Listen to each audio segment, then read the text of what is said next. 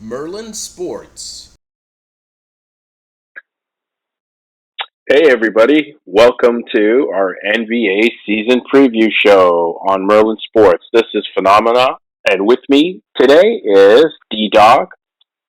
Hello, what's going on, my friend? Hey, not too much. NBA is around the corner.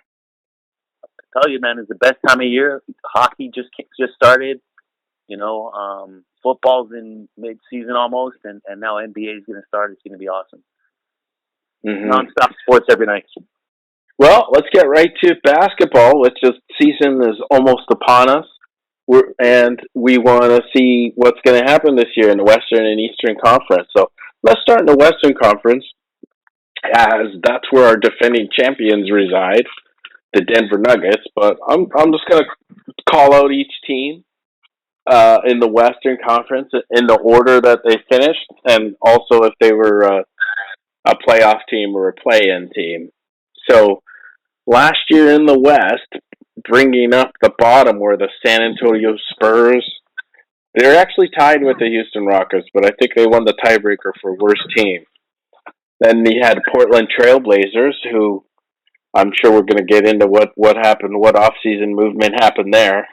Utah Jazz, Dallas Mavericks, and so these are all non-playoff teams. Now we're getting into the play-in playoff teams now. So we have the Oklahoma City Thunder, the New Orleans Pelicans, Minnesota Timberwolves, Los Angeles Lakers, Golden State Warriors, who in other years would be much higher on this list, the LA Clippers, the Phoenix Suns. Now these are the top three Western Conference teams last year: Sacramento Kings, Memphis Grizzlies, and Denver Nuggets. And of course, we all know what happened there in the playoffs, and not only did Denver run away with the conference regular season, but they continued and ran the table in the playoffs to win the NBA title in 5 games against the Miami Heat. So, what do you think about the defending champs' chances, and also that I just named off those top three teams? So, who do you think's going to make a challenge for the Western Conference title this year? Well, I mean, I think you got to start with Denver. They're still the team to beat. They're a fabulous team. They got two of the best players in the NBA. The two-time MVP, Nikola Jokic, and then also you have a guy who's not as highly rated as other people, but he's still very, very good in Jamal Murray. And Jamal Murray was coming off a knee injury last year, so he's going to be even better this year. And it's going to be very interesting to see how they do, but as being the hunted. But I'm not going to put it past them. They could repeat as champs. They're a very, very good basketball team. They got a lot of good pieces, a lot of complementary players. And I think underrated players. I think Michael Porter Jr. and Aaron Gordon are two really underrated players, especially knowing their roles. They know their roles. Michael Porter Jr. can be an elite shooter when he's on. So they're still a team to beat. I'm not gonna say that they're gonna take a step back. I have them as the favorite to repeat as the title. But having said that, now I mean, there's been some big changes, as you said, in the NBA overall. But Phoenix is one of those teams who made some big changes in the offseason. They traded Chris Paul. He ended up in Golden State, but they traded Chris Paul to Washington, and then he went to Golden State, and they brought in Bradley Beal. And looking at that, with Kevin Durant, Bradley Beal, and Devin Booker, you might have one of the best threesomes I've ever seen in terms of big three in the NBA. All can score. All have been the lead guy on their teams before, and they all got to fit in terms of being that. I mean, they're not. Kevin Durant's a Hall of Fame player, and Bradley Beal's probably on the cusp of Hall of Fame, and Devin Booker is on his way to being a Hall of Fame player. So if you take a look at the original Big Three in Boston, they're maybe not at the accolades, but they're still very, very good players. Kevin Durant obviously won an NBA title. So they're going to be the team that I think will challenge Denver in terms of how I see the Western Conference playing out. Now, having said that, as being the team that challenged Denver, they are an older team with Bradley Beal and Kevin Durant. Both have had histories of injuries. They got a nice. They got. I'm not sure if Nurkic. He's also they brought in from Portland as part of that Damian Lillard trade, and he's known to have injuries. So if he can stay healthy and those guys can stay healthy, they can definitely challenge the Denver Nuggets in terms of being a threat to the NBA title. Hmm. Yeah, I also think Denver is the team to beat because they're returning most of their roster, and basically Jokic has been playing at MVP level for how many regular season years in a row now. He basically could have won the MVP last year as well.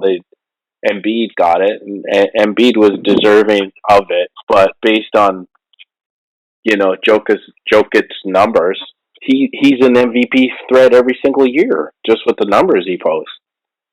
So Yeah, I totally agree with you. I mean, if you look at him he's big. He's a big guy, but he's not like the most fluid or athletic guy. But he just moves at his own pace, and he knows how to play the game. He's very smart, and he's got all three facets. He can post. He's got a bit of a mid range, but he's also got the outside, and he's a tremendous passer. Like one of the best passers in the NBA in terms of a big man, and one of the better passers of all time for a big man. So. And they run their offense through him, so it's pretty impressive the way he's been able to do what he's been able to do.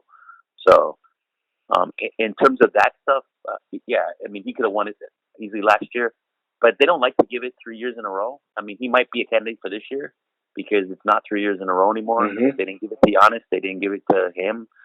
And I think we'll talk about it, but I think Embiid will take a step back. I think Philadelphia's going to take a step back. So, Mm-hmm. But yeah, I mean, absolutely.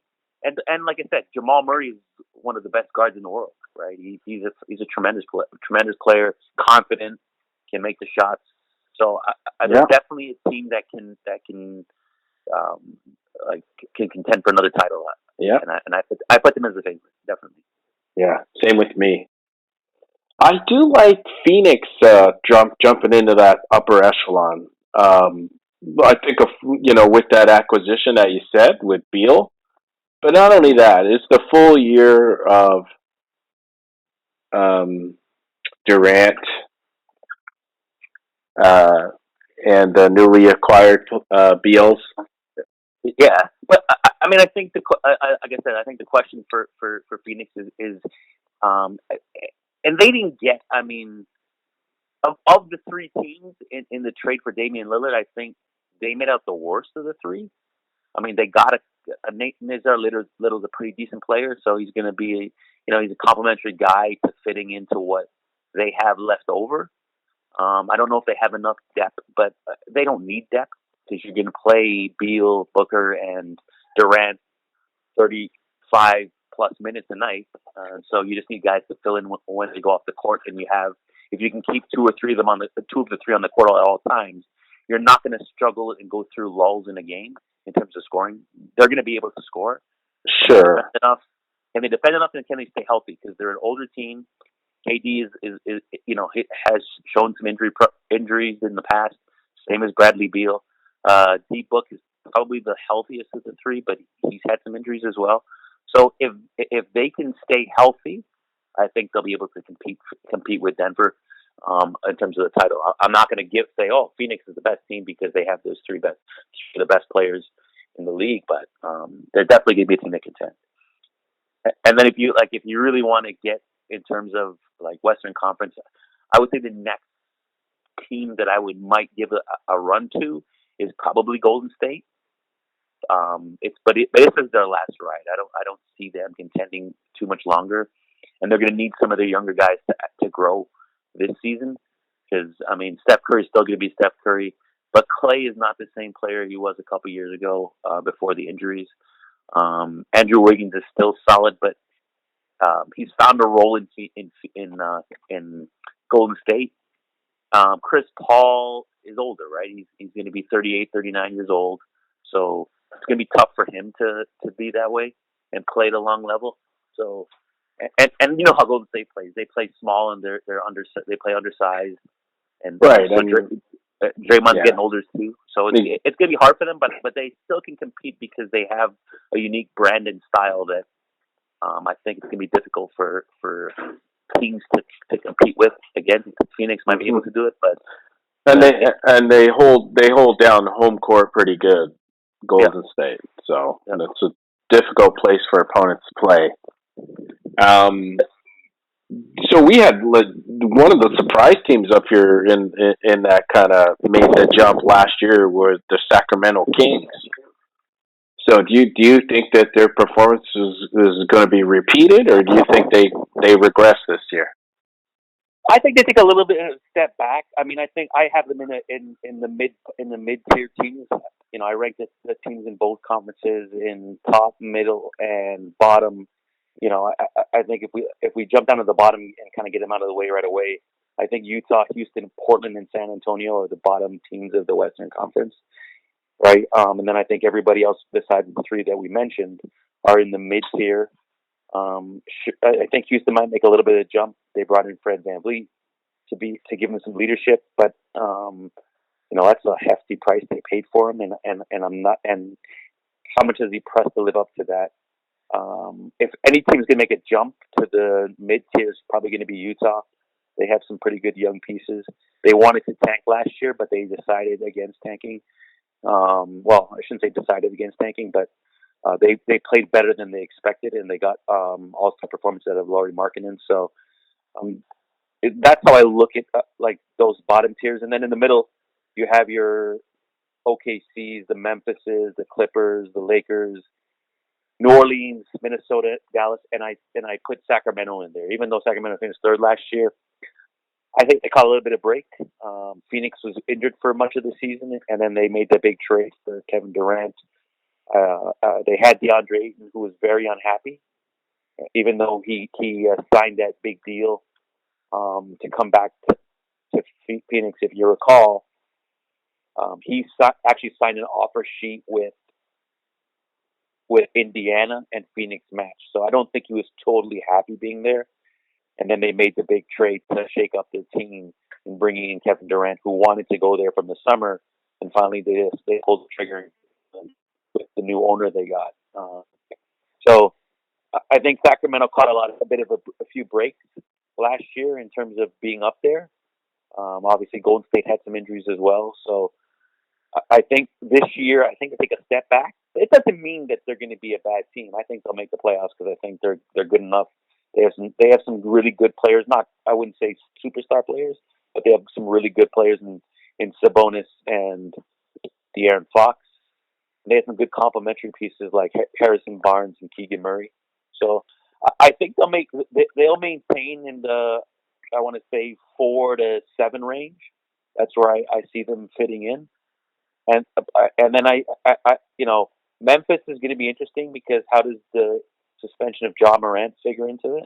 Mm-hmm. Right? And 25 games is a quarter of the season.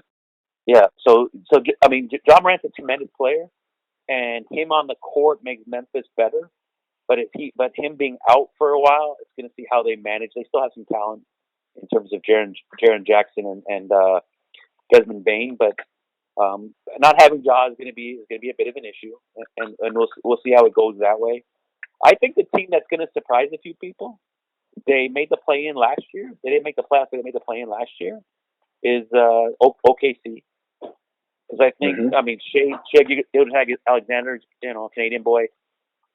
He had a tremendous summer playing at the World Cup, and so he's going to be a really confident coming into this season. He was already a tremendous player in the NBA.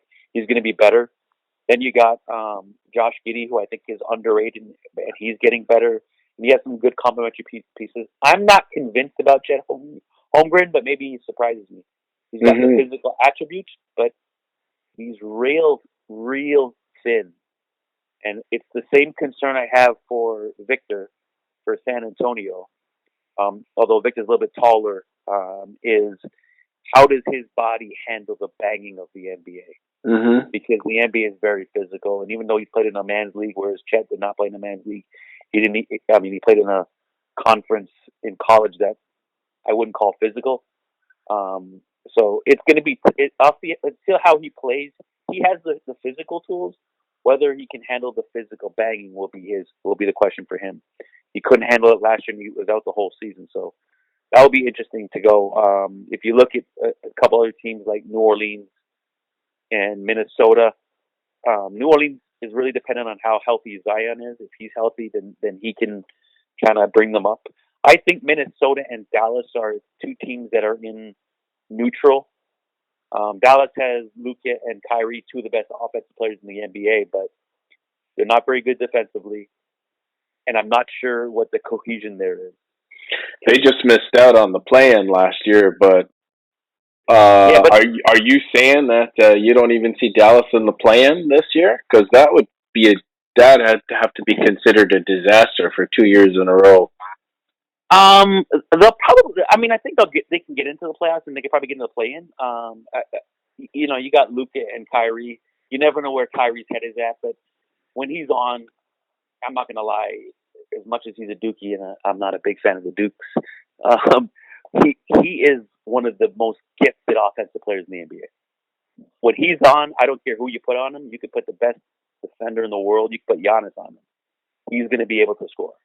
He is a tremendous scorer. Great handles. Can get in the paint and finish. Mm-hmm. Score from outside. When he's on, when he's off, it's a bit ugly. And Luka's the same way because Luka can play and he can score. He's got all the tricks as well. They play two different speeds.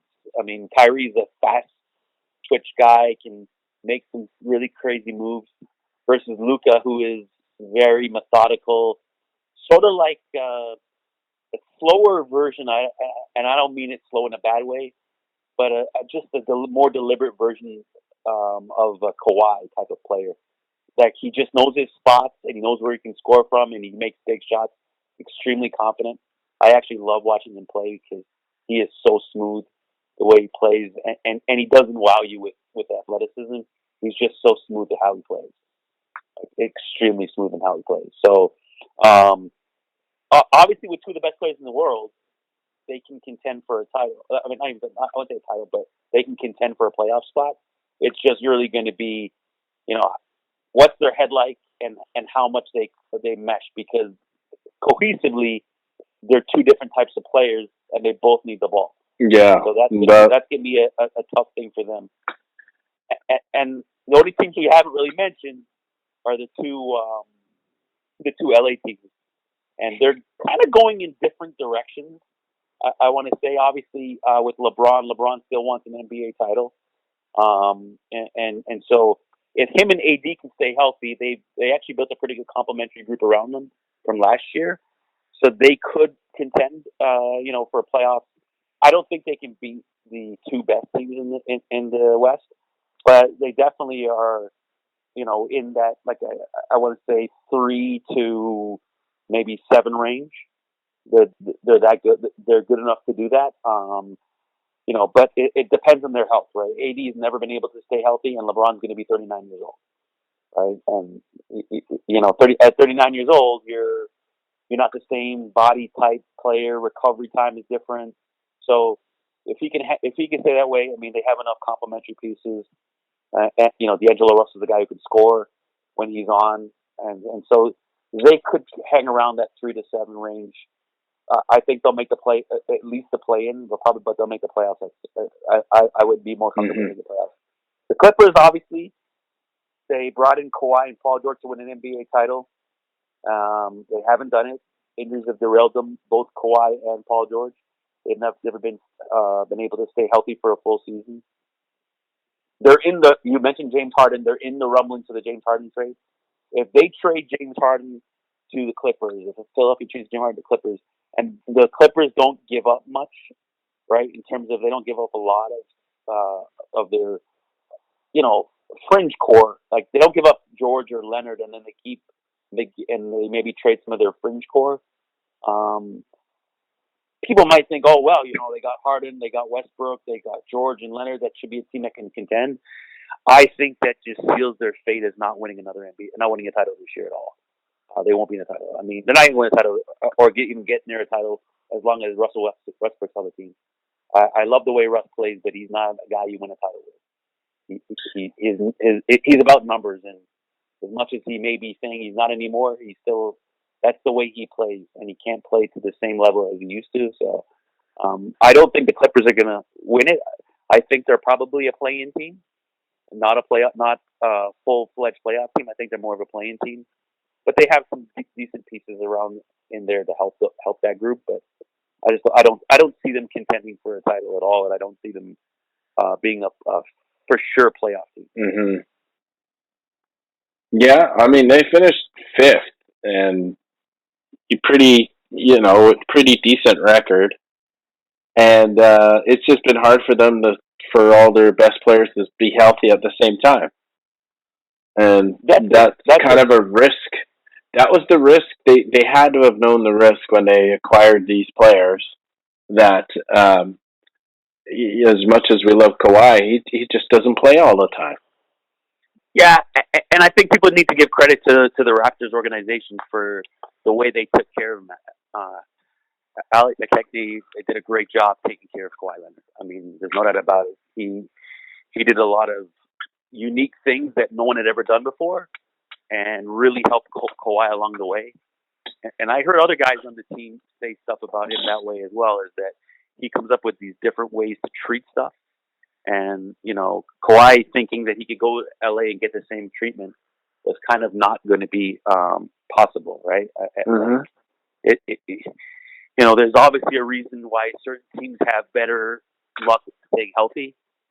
And so for Kawhi, I think it was more about him going home and being happy at home rather than him, looking at his long-term career. He's won a couple NBA titles, so it's not a big deal if he doesn't win another title. Obviously, for Paul George, he wants to win another NBA.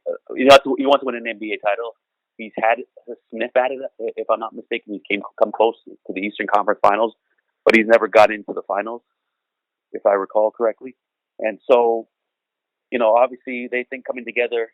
I mean, everybody in the NBA has always looked at what Boston did with the Big Three and tried to copy it and do stuff, and so they got a Big Two, but they haven't been able to push themselves over the top.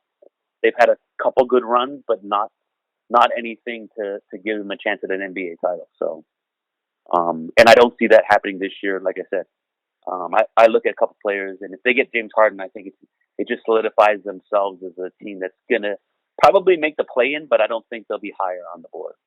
Mm-hmm. Yeah, I mean, you just look at precedents, and I just don't think that they're going to be healthy enough to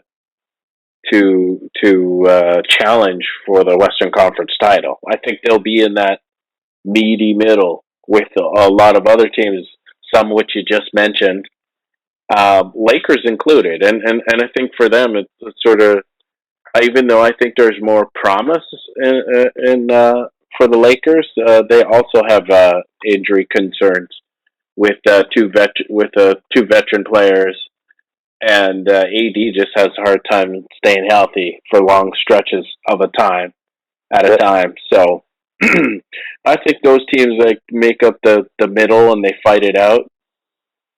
So we're kind of similar. I think Dallas gets into the playoffs this year. They may make the playoffs proper without the play in. I think there's just too much on the line for Dallas that like they can't fail to at least make the playoffs. And well, they don't have their picks, right? So I think it's important that they make the playoffs because they don't have their picks.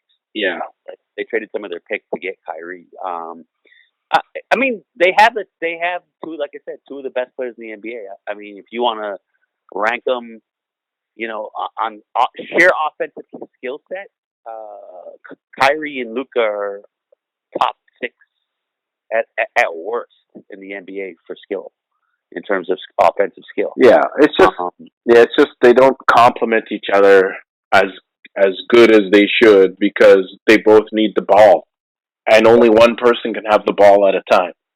Yeah, there's only one ball. And the NBA, if you're to be really good, to be a really good team, you got to share the ball, right? That's what made Golden State Golden State. They shared the ball a lot. Yeah. Okay, interesting. And do you think who do you know? We have the number one overall pick. I know you mentioned him already, Victor on San Antonio. Do you think that he's the favorite for Rookie of the Year? Yeah, like obviously, I mean, he's going to get a lot of chances to score and lead San Antonio. They're not a team that's has a lot of talent on that team. They're talent void. They've been building for this moment to get a guy like Victor so they could start out and rebuild their dynasty. I mean, they had a 20-year run, and so now they're starting to rebuild it again. So he's obviously the favorite. I mean, he's going to get a lot of chances to actually be that kind of player. He's a big man, so it's harder sometimes as a big man to get the ball as much. If you're a guard, you might get more.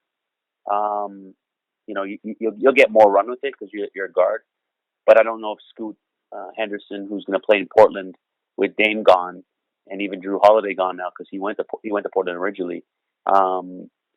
He's going to get more of the ball, but I'm not sure he's going to be able to score as effectively as Victor is.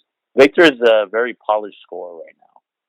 So, and the other guy who might sneak in there because I think he gets an opportunity to be a rookie because he didn't play last year is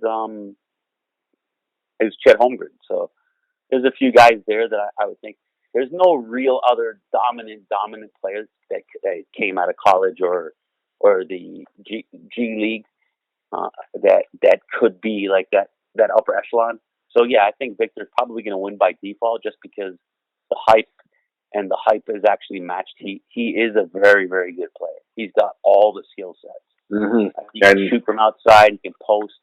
His concern is going to be like Chet's concern. He's a little bit thinner, right? But he's played against men, so it's probably going to help him a little bit. But he's a little thinner. At 7'4", 240 pounds, maybe I think. And I might be stretching. It might be closer to 230, 225. He's going to have that sort of, he'll have the opportunity. So and he's obviously the favorite. He's had the hype.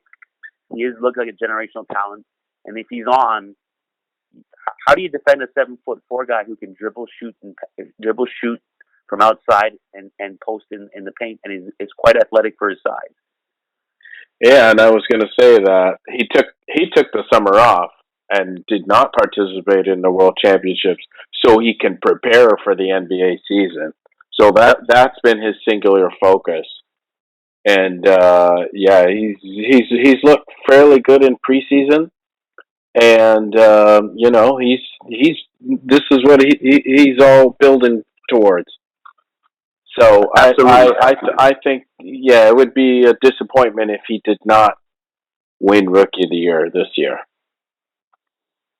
Yeah, I mean it'd be surprising. I agree with you. Okay, so we've kind of run down the West in our what we felt was the top tier and the middle and also the bottom feeders.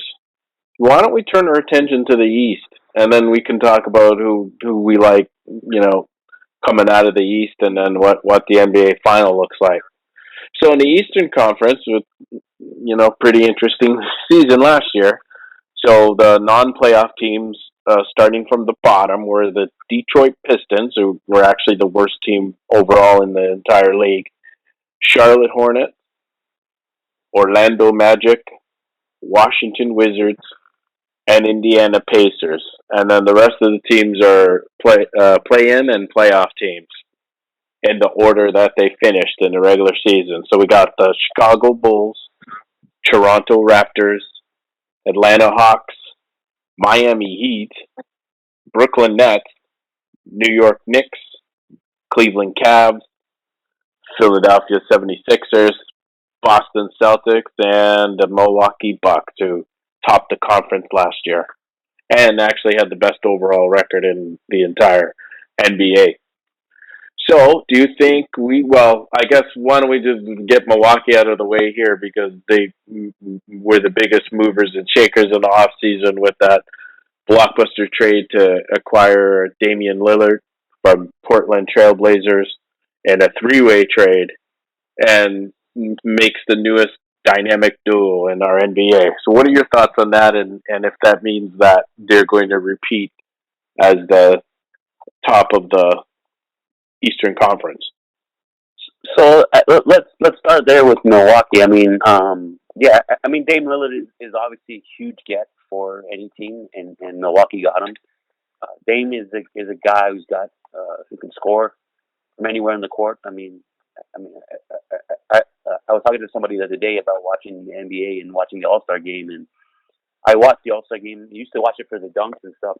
Now I watch it to see how ridiculous Dame, Steph Curry shoot the ball from and where they shoot it from because it's unreal half the time how they can shoot from half court and stuff. And I mean, they're taking jump shots and switching it. So Dame is one of those kind of guys, and he complements Giannis really well. His has always been a struggle defensively, but Giannis is one of the best defenders, and he really protects the paint. Brook Lopez is a good defender to protect the paint as well. So they have some. Milwaukee's a little bit of older team, but I do think I think them and Boston are the two best teams in the East.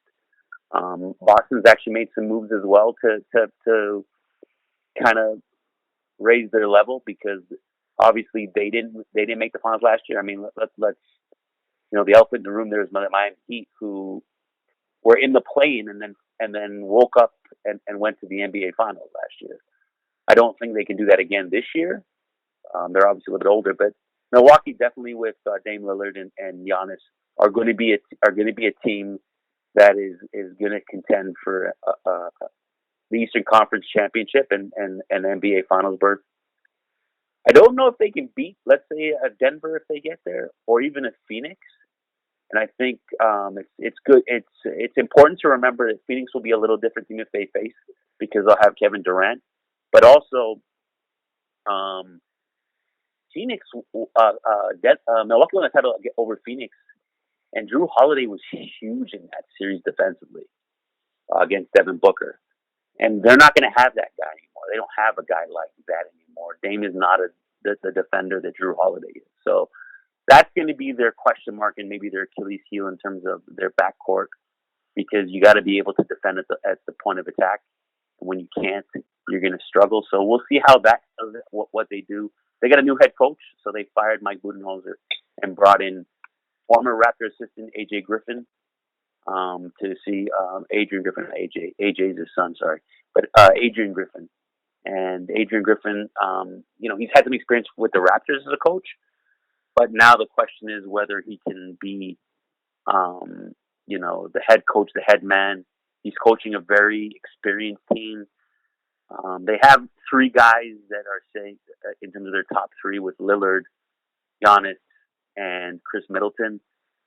Chris Middleton has been injured the last couple of years. We'll see how he goes. Giannis got injured last year in the playoffs. Brook Lopez is a little bit older. But they have some pretty good guys off the bench and depth guys in terms of Bobby Portis, Malik Beasley, Jay Crowder, Pat Connaughton. So they're a team definitely I think they're going to challenge, and I think Boston's the team that's going to be the on their heels if anything, and they may jump them. Boston's a very good team too. They've made some moves to bring in Kristaps Porzingis and Drew Holiday, and I think those two guys there are going to complement the other two guys. Kristaps can shoot, and he's a long guy, so he can help out a little bit defensively. They're going to lose. They've lost something defensively.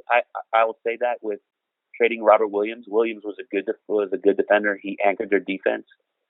I know they still have Al Horford, who had a good year shooting the three last year, but I always believe Al Horford suffers from Lamar Odom syndrome. So he's not as good as he actually is. He's good in mismatches, but you can take advantage of him in a mismatch as well. So it's kind of like Lamar Odom. Lamar Odom played against a bigger guy. He could outquick him and do some damage. And Al Horford, when he plays against a smaller guy, he can do some damage. But the quicker guy is going to do some damage against him. So, but those are the two best teams in the East, and I think they're easily head and shoulders above anybody else. Um, the third team, if you want to put them in the upper tier, is probably Philadelphia. But and they got a new coach in Nick Nurse, who's won an NBA title in Toronto.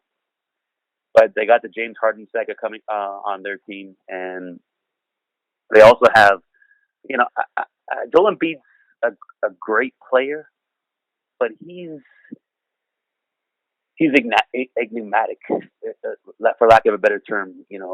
He's more of a front runner.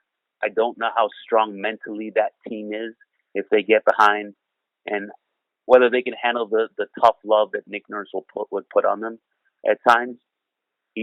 Nick is a bit of a creative guy in terms of a coach, but he also does tough love, and I'm not sure a team like that who's got some mental issues, regardless of whether Ben Simmons is there or not. It's going to be interesting. It's going to be interesting how they respond to Nick Nurse's style, especially since Joel Embiid has publicly lambasted Nick Nurse in the media. As Philly and Toronto had some memorable series in the playoffs, especially around the time that the Raptors won the championship. And like you said, like what was the characteristic of the Nick Nurse Raptors, right? It is the hardest working team in the league, right? And they run their practices hard too. That's just Nurse's style. So how's that going to be with Embiid, who, let's face it, he kind of I think he's used to taking time off whenever he wanted, right? Like the coaches gave him that kind of extension, and I don't see, I don't see him, giving extra effort in practice, right? Like we're gonna go into Allen Iverson quotes now, but it's just like a stylistic that just is not a good fit, and James Harden drama on top of that. Yeah, I agree with your top ranking in that the Bucks and the Celtics are by far away the class of the East, and will duke it out to win the title, the regular season title in the East. That's for sure. And it's a steep drop off after them. I agree there. Joel Embiid. You got to remember that Nick Nurse was the coach when the Raptors gave Kawhi all that stuff. So I think they might do the similar things with Joel Embiid, in terms of trying to pace himself, because he's been injury prone at times. But this is an older team as well, right? The youngest guy on the team is Tyrese Maxey in terms of a guy who's going to play significant minutes.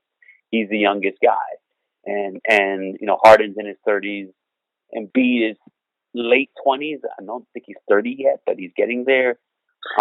He's got a lot of mileage on his body, because they've been, he's got a lot of playoff games on him too. So he's got wear and tear, and he's given it his all the last 2 years, because that he really wanted to win the MVP, which he finally did last year. It almost seemed to me at times, and this is where I think there'll be friction with Nick Nurse, that if you look at the way his comments after games, and like it almost seemed like he was more consumed with winning an MVP title than he was with winning a championship, and that is just gonna irk Nick Nurse if that kind of attitude um, comes forth. I'm not, not with that particular thing, because he's won an MVP. Now he's won an MVP, right? But just that, I don't know. That's the impression that I got, especially the 2 years ago when he didn't win the MVP and he complained about it the whole last quarter of the season. So, based on what you're saying, is you're wondering whether he's willing to make the sacrifice to get to an NBA and win an NBA title. Like that's when it comes down to it, right? Because we've seen him fold in the playoffs. Yeah, and that's a good question, because they have some experience, guys who won the title and guys who PJ Tucker, he's never won an NBA title, but he's a guy that has done hard time and done the dirty work to get to where he is in the NBA. He's 38 years old now, but he was a second round draft pick. Didn't really make it first time around in the NBA. Went to Europe, came back, and he's built himself a pretty solid career. Made himself some money. He's a guy that scrapped and worked hard to get there. Nick Nurse loves those kind of players versus a guy like Embiid, who's just naturally talented. Bigger than everybody else, but he's naturally talented. And his challenge has always been, staying healthy, and is he willing to make that kind of sacrifice? And like I said, their team, for all the time, Philadelphia's teams, to me, they've always had that mental weakness. They're really good when they're front runners, but when it comes to dealing with, having to deal with adversity, they're not the strongest team mentally to handle that. And that's where you've seen they've failed in the past, is when they've had adversity, they just fold. And so I don't see them changing. I don't care if James Harden's still there or not, or if he gets traded. I don't see that changing. I think they'll take a little bit of a step back. They still have some complementary pieces. They might be a little bit above the middle of the pack in terms of they're probably a 3-4 seed, but they're not a 1-2 seed. Mm-hmm. Yeah, I see them as that upper middle class. Yeah, if that's what we're calling it. But yeah, they're kind of the best of the, not the top tier, the best of the rest, basically. Yeah. That's a good way to put it, man. Mm-hmm. And in that middle bunch last year, we had the Cavs, who certainly had a good season by their standards, and we have the New York Knicks, who also had a good season and actually, were actually able to win a round in the playoffs. So that had to have been a successful year. We had what turned into a mid-season dumpster fire in Brooklyn, where everybody basically wanted the quickest way out the door, and they salvaged, with a lot of the youth they acquired back in trading away disgruntled players. They actually finished middle of the pack and were pretty competitive to close out the season. And the biggest surprise here was Miami Heat, right, where they finished last year. And they just, as we say, catch lightning in a bottle. And in the playoffs, they just, full marks to them. They just outworked and they grinded out a lot of games to go to the NBA Finals. Yeah, so if you look at that and you look at Miami, let's say Miami because they went to the NBA Finals last year. Jimmy Butler went to beast mode in the first couple rounds and got Miami on a bit of, as you said, a heater and got into the NBA Finals. I think they're a team that's going to take a little bit of step back. They're getting older, right? Jimmy's is going to be 34, 35 this season. Kyle Lowry's 36. He's on the back end of his career. They wanted to trade him in the off season. How much does that impact, his play? Kevin Love is on the downside of his career. So I think those three guys, how much do those three guys have left? And then they got Bam Adebayo and Tyler Hero. Tyler Hero was injured for most of the playoffs, so he didn't play in the playoffs last season. And so if they had him, do they help him against Denver? Probably not. But they were able to win and go to the NBA Finals without him. So that's something. They're going to be based on how Bam Adebayo and Tyler Hero performed this season, and then how Jimmy complements those two guys. They're really disappointed that they didn't get the Dame Lillard sweepstakes. They wanted it badly and they didn't get it. So it hurts. It'll hurt them for sure. But they do have a secret weapon, and we talked about this before the podcast, which was coaching. Eric Spoelstra doesn't get the credit he deserves. He's one of the best coaches in the NBA. He may be the best coach in the NBA. Pop might be the only guy that can unseat him for that. But he's a fantastic coach. He gets a lot out of his players. He understands the style of basketball they need to play in order for them to be successful. So obviously they're going to be there again. Again, I don't know if they're going to contend and be up there. They're probably in that maybe 6, 7, 8 range like they were last year, and maybe they get slight in the bottle again. They somehow have this number for Miami, for Milwaukee. They're the team that has the number for Milwaukee. But now that Dame's there, maybe that changes. But they somehow figure out that secret sauce to stop Giannis and deal with Milwaukee. They've done it twice in the last 3 or 4 years. So they're always a team to watch because I think Spoelstra is such a great coach and he can make adjustments. The team I think to watch out for who can make that jump is going to be the Cleveland Cavaliers. Eric Mobley and Darius Garland, if they can take some more steps forward to being great players, and Garland has been an all-star. They do have Donovan Mitchell, who's been an all-star as well, and Jared Allen in the middle is a defensive menace when he wants to be. So they have some really good pieces, and they're a good young talented team. They've done well in terms of drafting and getting better as a young team. So they're gonna be a team to watch. I know the Knicks made the playoffs last year and had a good run in getting to the second round.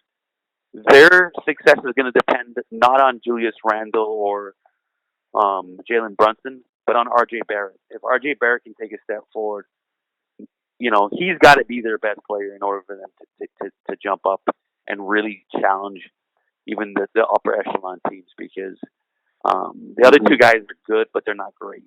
And that's asking a lot for Barrett to be the best of those three guys. He's capable of it, but in recent years, last couple of years, he has not been their best player. Yeah, and that's the step. He's got to take that step forward. He was part of the Canadian team that won the bronze medal at the World Cup, and he looked good in that tournament.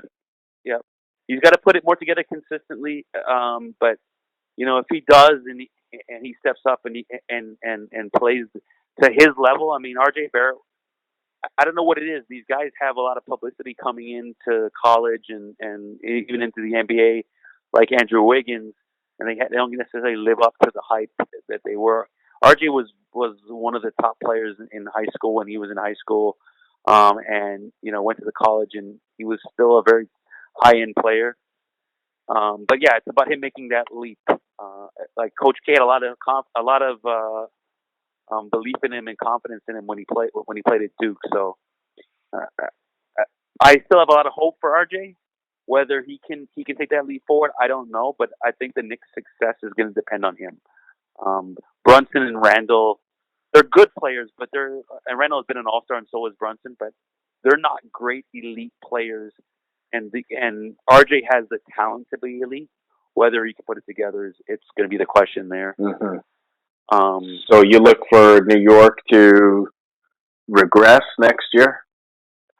I think they'll probably say about the same. They might regress a little bit because I think, as much as people are poo-pooing and really being down on the Toronto Raptors, I think our hometown Raptors here are going to surprise a few people.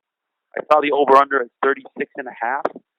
I like the over on that because the media said, oh, they lost Fred VanVleet and Nick Nurse left, and the Raptors don't know what they're doing. They need to pick a direction. The Raptors have a direction. It may not be a direction the fans like, but it's a direction. And the direction is they want to win now while developing players. I don't mean win a championship, but they want to develop the players to win a championship. They're not going to trade Pascal Siakam just for the sake of trading Pascal Siakam. Same thing with Gary Trent or OG Anunoby. If they're going to trade those guys, they're going to make a trade because A, they're struggling, and B, they're going to be able to get something for them that they want, right? And Masai's very deliberate when he makes trades, and Bobby is his right hand. So they're gonna be very deliberate if they're gonna make the trade. I don't think they're making any trades right now. I think we're gonna see how the first half of the season goes, but I think they're gonna surprise a few people, and I think they're a team in the Atlantic Division that's gonna mix it around with Philadelphia and New York for that second spot behind Boston. I think the Raptors. I mean, they lost Fred. Like I said, everybody's the media is like, oh, they lost Fred VanVleet. It's a big loss and everything. Dennis Schroeder is better than Fred VanVleet. I hate to break the news to people. He is a better player.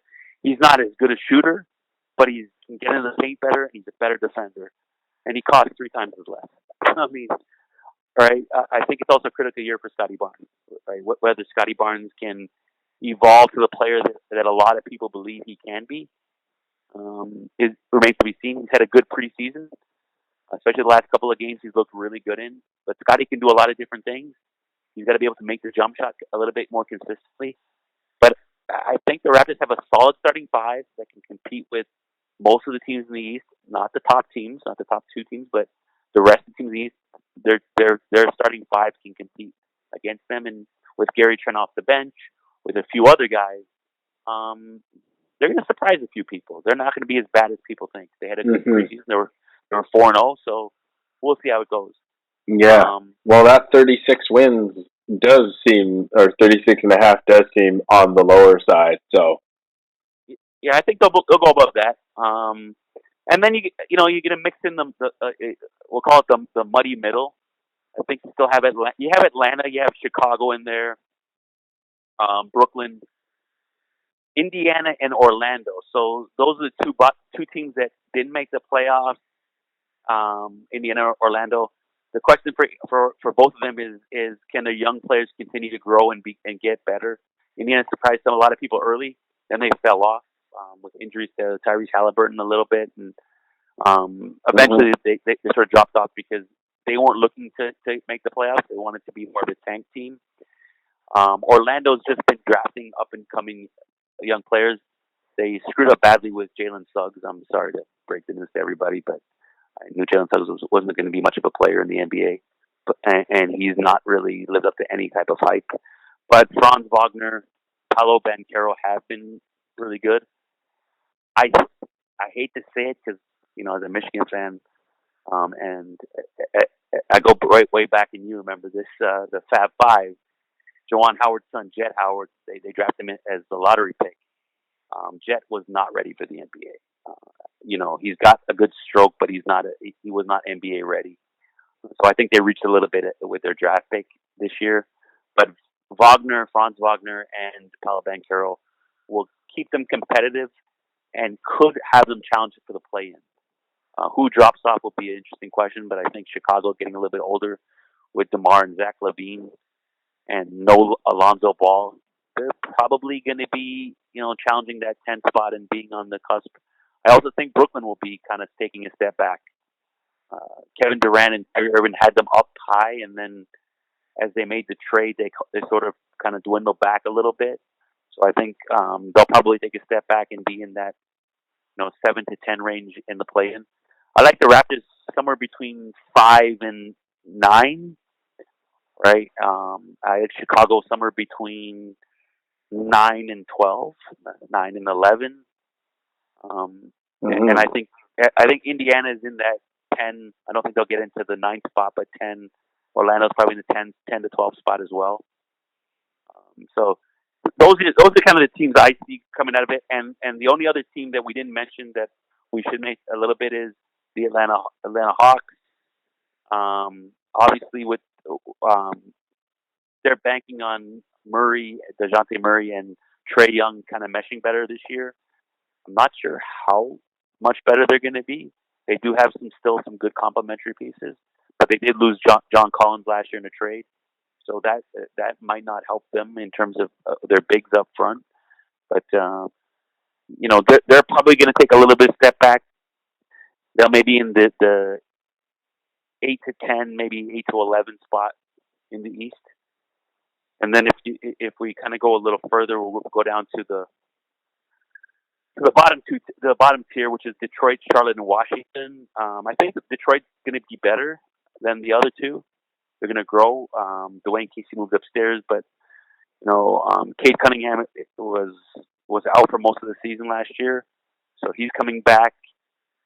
They've had a lot of young players. They've drafted a lot of young players, and I think those guys are going to grow a little bit. They're still going to be a bottom team. I don't think they'll challenge for a spot, but they're going to be better than they were. And then I think the two teams that are really going to bring up there are Washington and Charlotte. Even though Washington traded for Jordan Poole, I don't think Jordan Poole can score, but he can't do much else. So, and they traded Porzingis. They traded Bradley Beal. So who had two pretty decent players, and they challenged a little bit. They sniffed a bit at maybe the play-in, but they didn't make it. But they're going to take a definitely step back, and they're starting to rebuild in 10. So I agree. I think they fall all the way straight to the bottom this year with the hits that they took to their roster. Just, I mean, they weren't a good team last year, so you subtract from what was not a good team, then yeah, I think them and Charlotte fight at the bottom. I do agree that I think Detroit climbs out of the basement this year. Their youth movement has started to look good last year. They're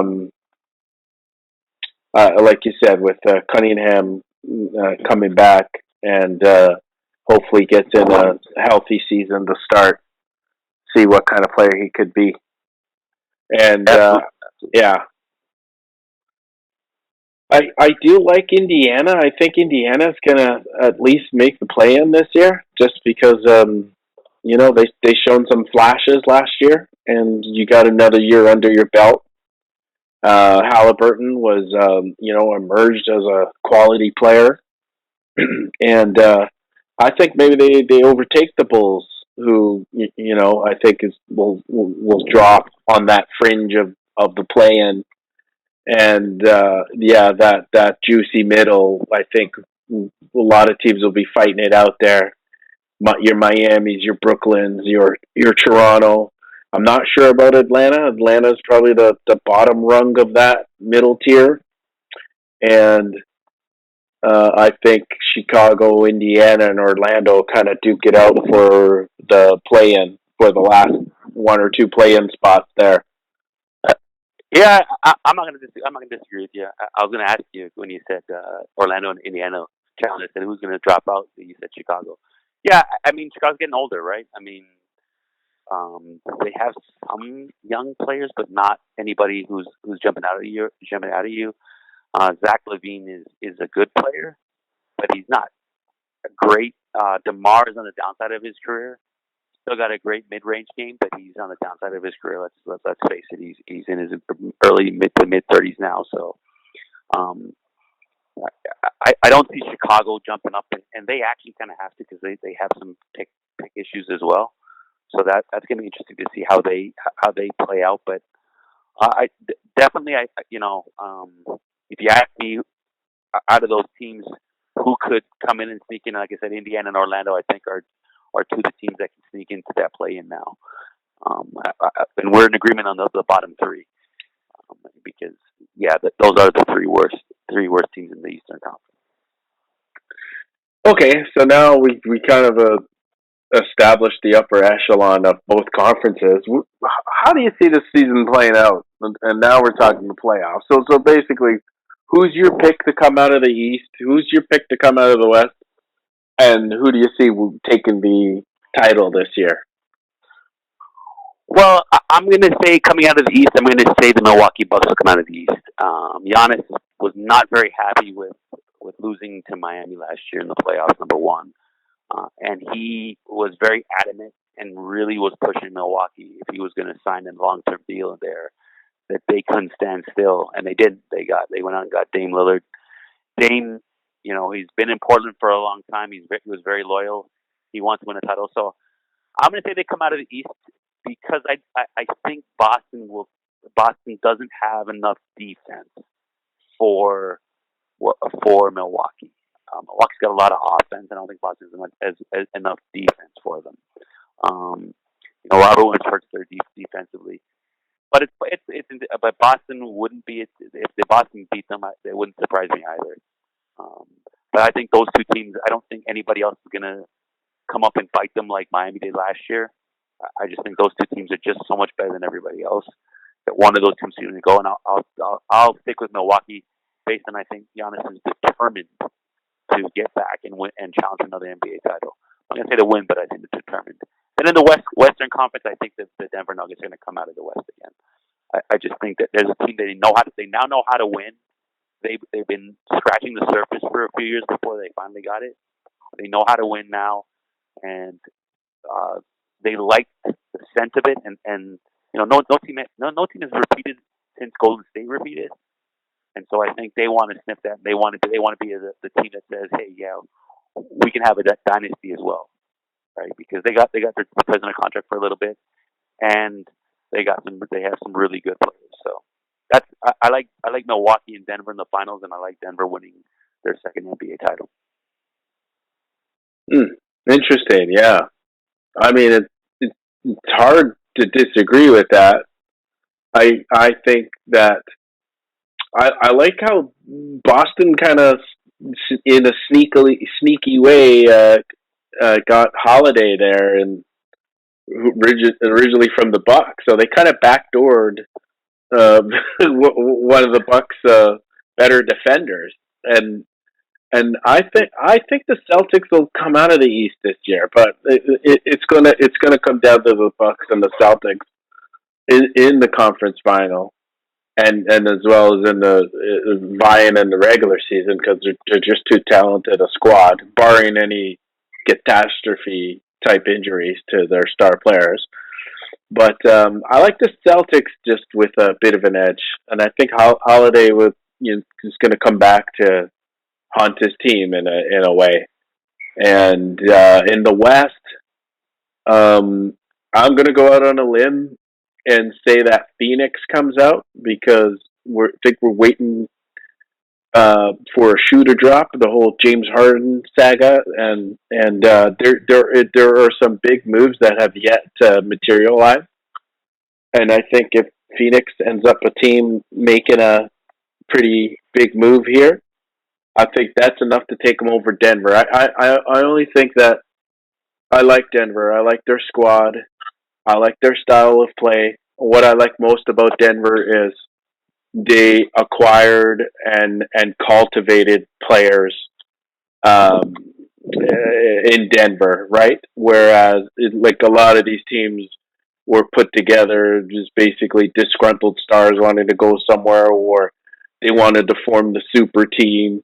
And Denver has kind of done it through the draft and kept their core happy. That's why I like Denver, because I think that I maybe I'm kind of old school, but I appreciate their style and how their team was put together. And because some of these other teams are just trying to build super teams, and it's not that there's anything really wrong with that. There's nothing that prevents that from happening. It's just you kind of lose a little bit of respect for some of these players that are demanding in mid contract or mid season to be traded away, because they just can't make it work in the situation that they're in. Yeah.